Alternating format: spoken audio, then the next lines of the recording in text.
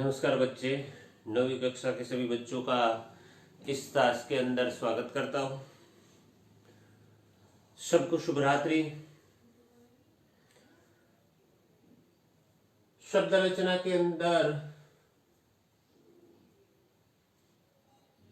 3 बातें देखी: उपसर्ग, प्रत्यय, संधि।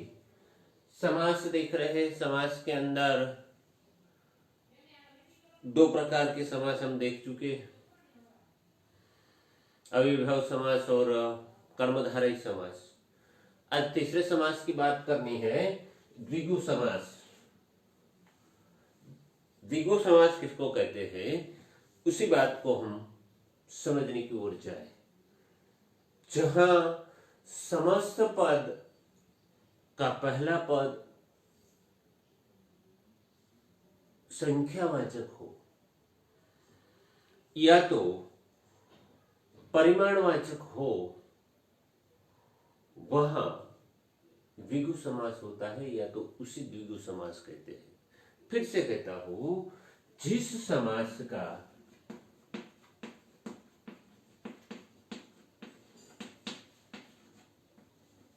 पहला पद संख्या वाचक या परिमाणवाचक होता है, उस समास को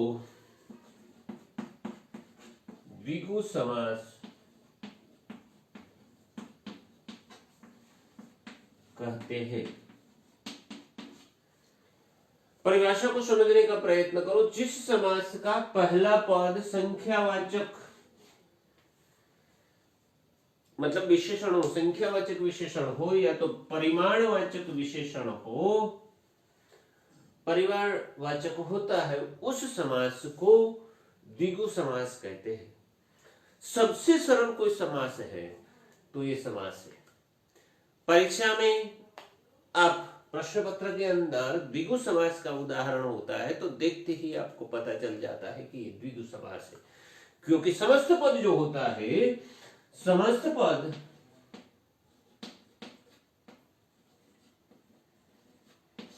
पद का पहला पद संख्यावाचक विशेषण होता है या तो परिमाणवाचक विशेषण होता है। तुरंत देखते ही पता चल जाता है कि भाई यहां पर द्विगु समास है। जैसे कि कुछ उदाहरण को देखते हैं। उनके उदाहरण के अंदर हम देखते हैं त्रिकाल, विग्रह होता है, तीनों काल का समूह। विग्रह इस प्रकार से होता है, त्रिकाल मतलब तीनों काल का समूह, मतलब पहला पद जो है समस्त पद है त्रिकाल। त्रिकाल समस्त पद है, सामासिक शब्द जिसको हम कहते हैं, जहां पर समास हुआ है। त्रिकाल मतलब तीनों काल का समूह। पहला पद जो है समस्त पद का मतलब सामासिक शब्द का, वो संख्यावाचक होता है, विशेषता भी दिखलाता है। देखो आगे, त्रिफला,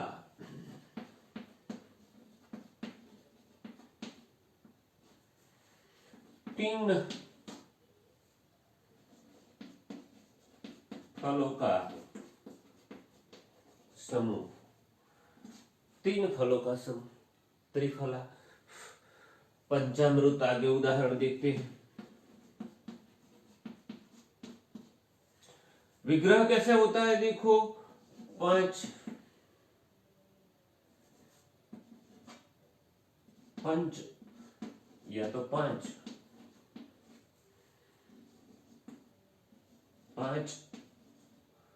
अमृत का समूह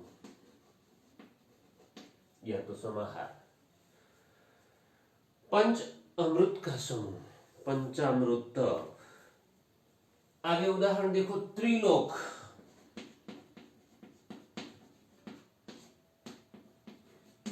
तीन लोक का समूह। चौगुनी,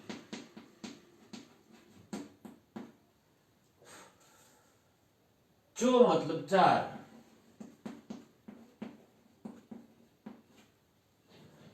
चार गुनी।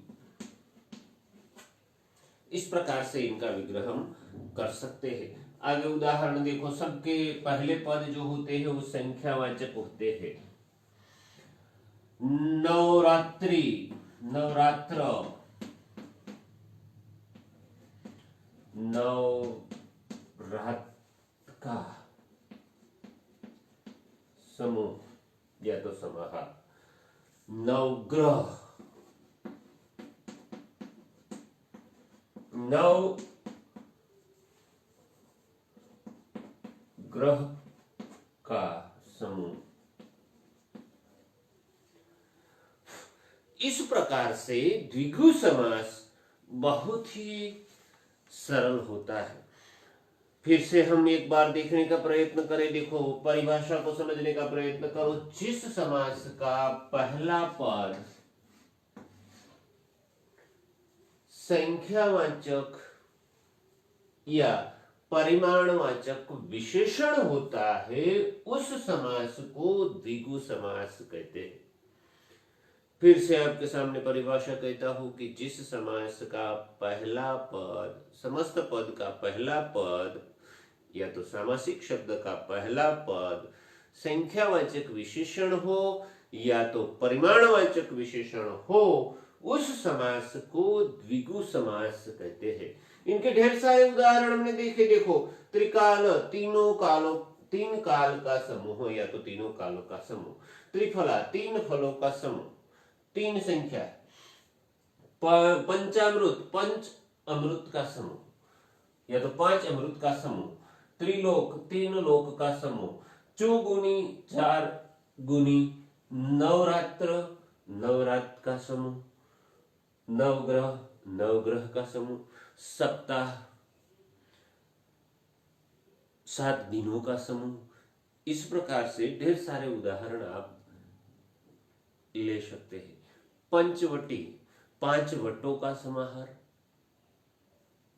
ये सारे उदाहरण प्रथम पद संख्यावाचक विशेषण होता है या तो संख्या परिमाणवाचक विशेषण होता है, उस समास को द्विगु समास कहते हैं। ये द्विगु समास के कुछ उदाहरण पुस्तक के अंदर दिए गए हैं।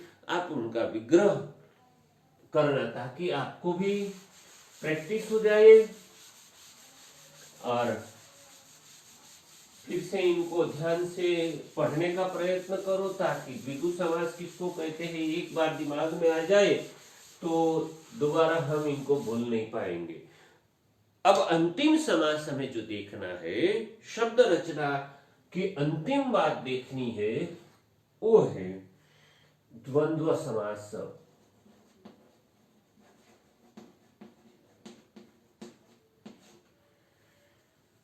शब्द संरचना की चौथी बात, समास के अंदर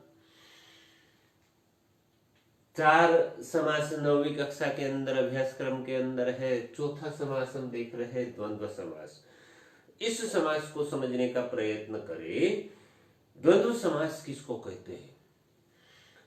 जिस समास में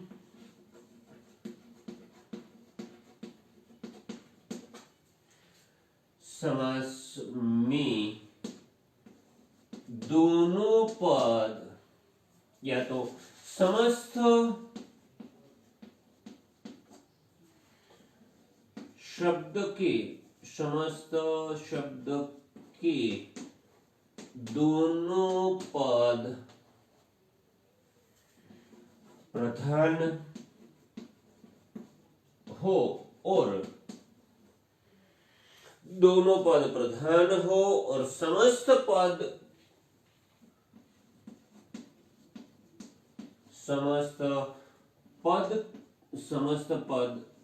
के विग्रह में समस्त पद के विग्रह में समुच्चय बोधक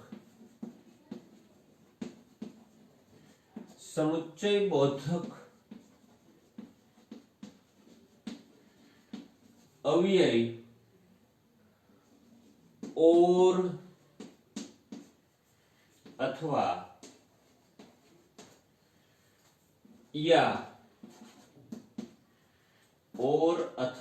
या रखा जाए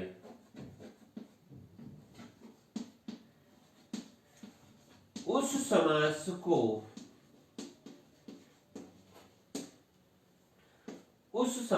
को द्वंद्व समास कहते हैं।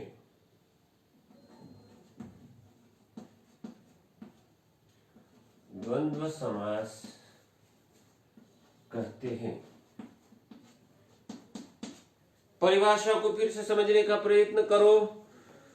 आपके सामने लिखिए, जिस समास में समस्त पद मतलब सामासिक शब्द, जहां पर समास हुआ है, दो शब्दों को मिला दिया गया है, जोड़ बना दी गई है, नया शब्द बना है, समस्त पद, उनको हम कहते हैं।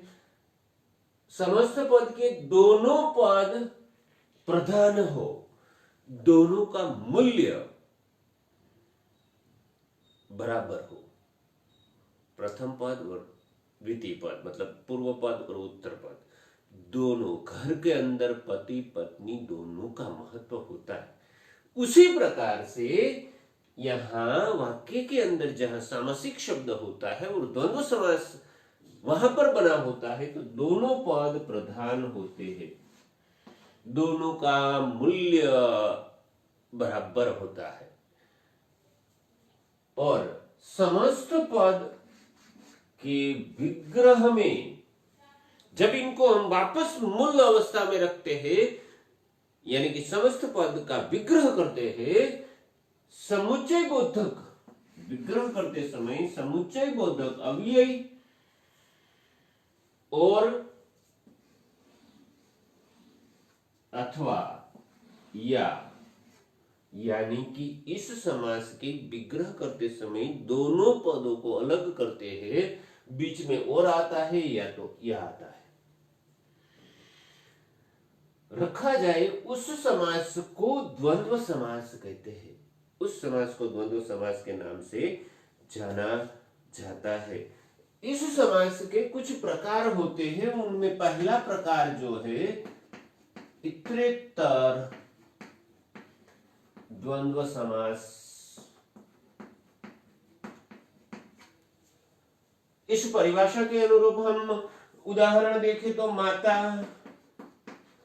पिता, माता विग्रह करते हैं, माता और पिता, घर के अंदर माता और पिता दोनों का मूल्य बराबर होता है, यानी कि दोनों पद प्रधान है, बीच में अव्यय रखा गया है और अव्यय मतलब समुच्चय बोधक जो अव्यय रखा गया है और रखा गया है, ये इनका हमने विग्रह किया।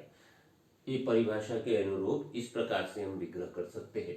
यहाँ पर द्वंद्व समास का पहला प्रकार जो हमें देखना है वो इतरेत्तर द्वंद्व समास है।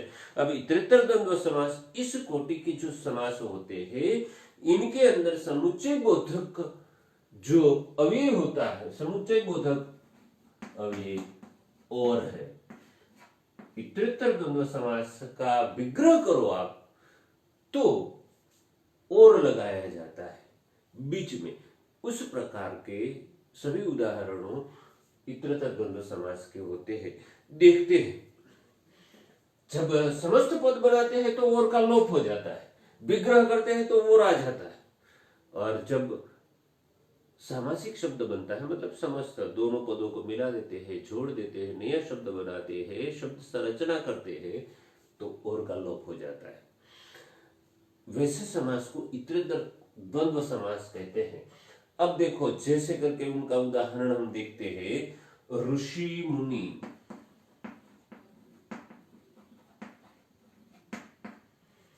विग्रह होता है क्या? ऋषि मुनि, ऋषि और मुनि, ऋषि और मुनि।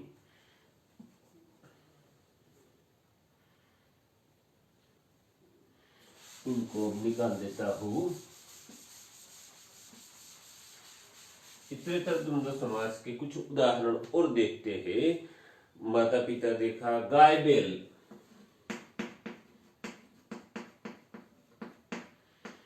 विग्रह होता है गाय और बैल,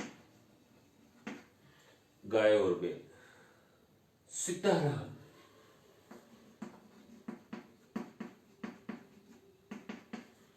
सीता और राम, सीता और राम। राधा कृष्ण,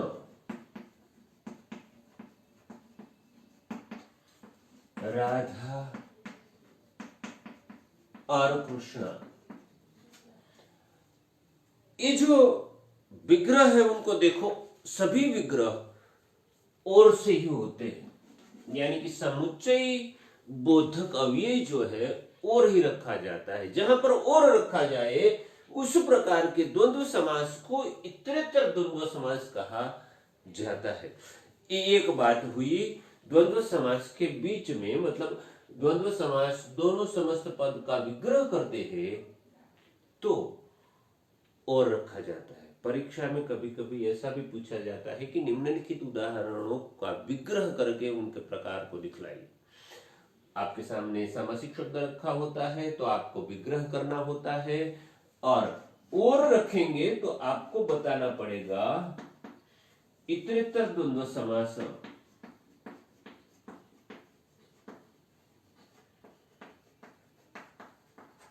इतरेतर द्वंद्व समास, इतरेतर द्वंद्व समास इसीलिए बताना पड़ेगा कि 9वीं कक्षा की किताब में भी इतरेतर द्वंद्व समास दिखलाया गया। अगर आपको पूछा जाए कि निम्नलिखित उदाहरण का विग्रह करके समास का प्रकार दिखलाइए, तो आप द्वंद्व समास लिखेंगे तो भी चलेगा। क्या आपको ये तो पता है, आपने विग्रह भी सही किया है और रखा है, और द्वंद्व समास लिखेंगे तो भी चलता है। ये एक प्रकार की बात हुई। द्वंद्व समास का पहला प्रकार हुआ इतरेतर द्वंद्व समास, जिनका विग्रह होता है और से।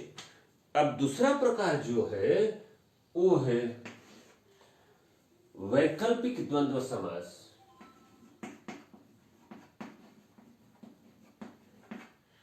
वैकल्पिक द्वंद्व समास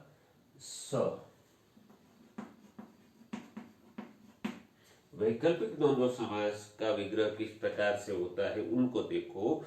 इस समास में विकल्प सूचक समुच्चय बोधक, जिस समास में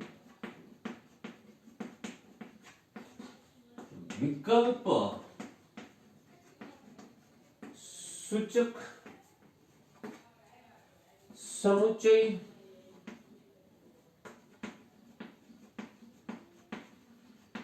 बोधक, समुच्चय बोधक अव्यय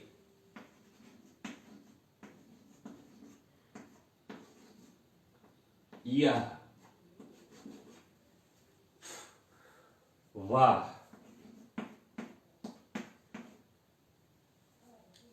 अथवा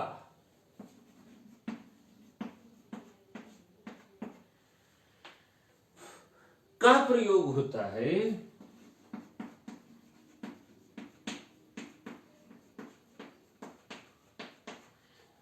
उस समास को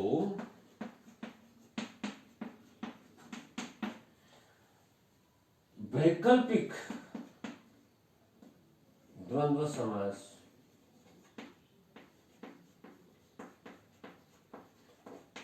कहते हैं। अब देखो, परिभाषा को समझने का प्रयत्न करो। जिस समास में विकल्प सूचक समुच्चय बोधक अव्यय या वा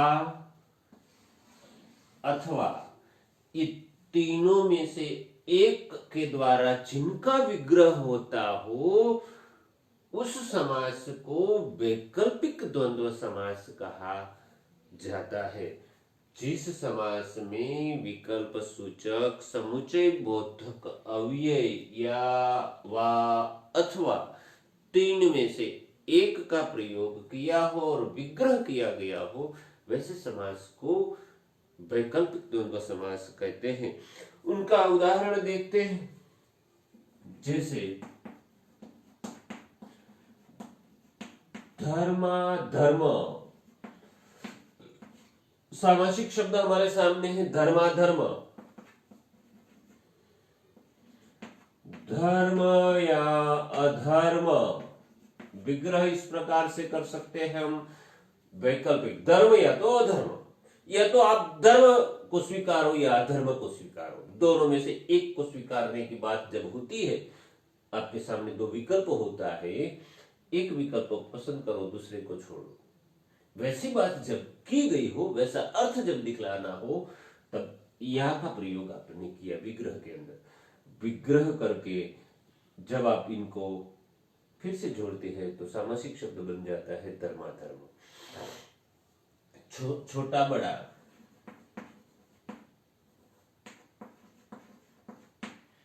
छोटा बड़ा, छोटा या बड़ा, या से विग्रह किया। हाना, हाना, हा या ना, हाना भी सामासिक शब्द है। हा या तो ना। गुण दोष,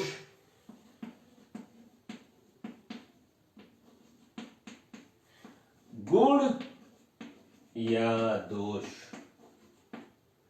या से विग्रह हुआ, जहां पर या वा अथवा लिखो, मौखिक करो, दोनों में से एक करना पड़ता है, मतलब एक विकल्प को चुनना पड़ता है।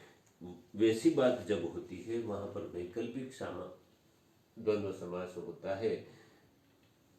परिभाषा को एक बार फिर से, जिस समास में विकल्प सूचक समुच्चय बोधक अव्यय या वा अथवा का प्रयोग हुआ हो, वैसे समास को वैकल्पिक द्वंद्व समास कहते हैं। इनके उदाहरण देखें। धर्मा धर्म, धर्म या धर्म, छोटा बड़ा, छोटा या बड़ा, हा या ना, गुण दोष।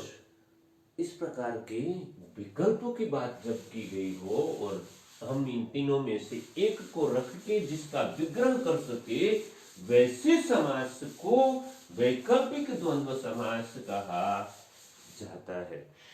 अब अंतिम बात करते हैं, वो है तीसरा प्रकार द्वंद्व समास का, समाहार द्वंद्व समास।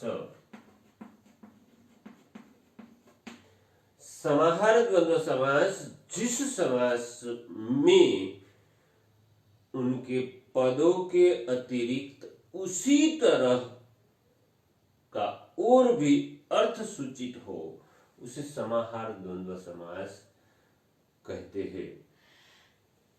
जिस समास के, जिस समास से, समास से उनके पदों के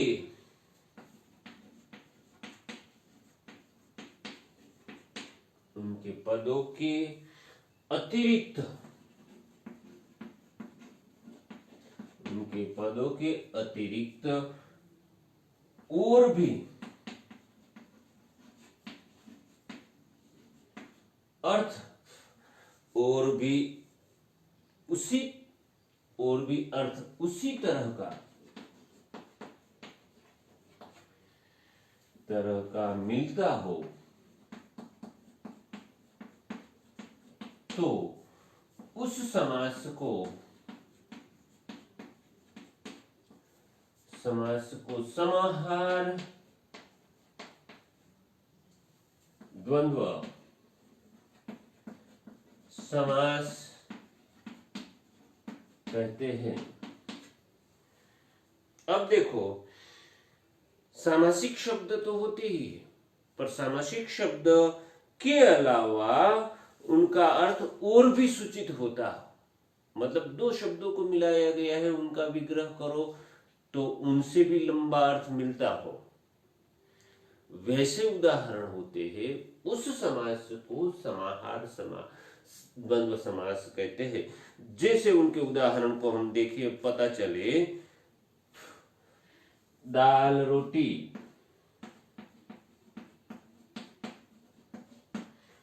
विग्रह होता है क्या? दाल रोटी आदि। खाने के लिए क्या था? तो कोई प्रत्युत्तर देगा, दाल रोटी आदि। आदि मतलब दाल रोटी के साथ ढेर सारी और चीजें भी हो सकती है। आदि में ये समाहार है, यानी कि दाल रोटी के अलावा और कुछ भी है, वैसा अर्थ सामने वाला व्यक्ति ग्रहण करता है, यानी कि और अर्थ आदि से समाहित हो जाता है। वैसा जहां पर हुआ हो, वैसा जहां विग्रह होता हो, उस समास को समाहार द्वंद्व समास कहते हैं। कपड़ा लता,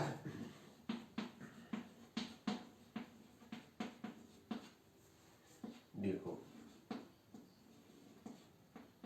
कपड़ा लता वगैरह वगैरह वगैरह। कपड़ा लता मतलब कपड़ा और लता के अलावा और भी। अब देखो, सेठ साहूकार,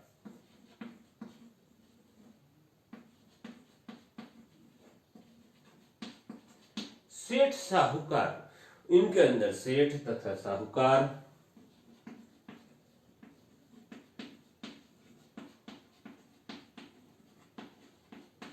साहूकार धनी लोग। सेठ साहूकार के अंदर सेठ होते हैं, साहूकार होते हैं, और साहूकार जैसे और धनी लोग होते हैं आदि, जो पैसे वाले होते हैं। यानी कि और लंबा अर्थ हो जहां पर, वहां पर समाहार द्वंद्व समास होता है। एक उदाहरण लेते हैं, रुपये, रुपये पैसे, रुपया पैसा, रुपया पैसा, विग्रह करो उनका, रुपये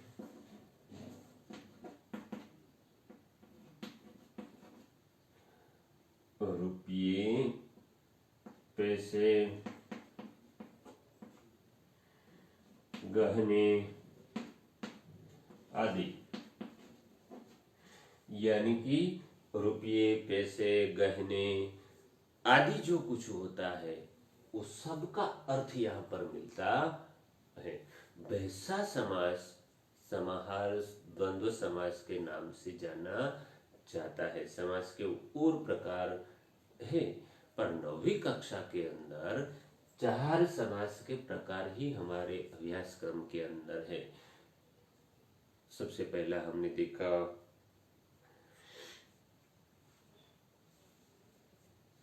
कर्मधारय समास, बहुव्रीहि समास, द्विगु समास और द्वंद्व समास। 4 प्रकार के समासों को देखा। सबसे पहली बात ये विद्यार्थी मित्रों करूं कि शब्द संरचना व्याकरण की जो बात होती है, उनके अंदर 4 बातें हमने की। 4 प्रकार से शब्द बनाए जाते हैं। उपसर्ग के द्वारा, प्रत्यय के द्वारा, प्रत्यय के ढेर सारे प्रकारों को देखा, संधि के द्वारा, समास के द्वारा। अभ्यास क्रम के मुताबिक हमारी किताब के अनुसार 4 ही प्रकार 9वीं कक्षा के अंदर चलते हैं, इसीलिए 4 ही प्रकार देखते हैं, आगे 10वीं कक्षा के अंदर देखेंगे। आज के इस टास्क को हम यहाँ पर समाप्त करते हैं। अब हम नई बात लेकर नए टास्क में मिलेंगे। सबको शुभ रात्रि। मैं भी इस टास्क को यहाँ पर समाप्त करता हूँ, आगे बाद में मिलते हैं।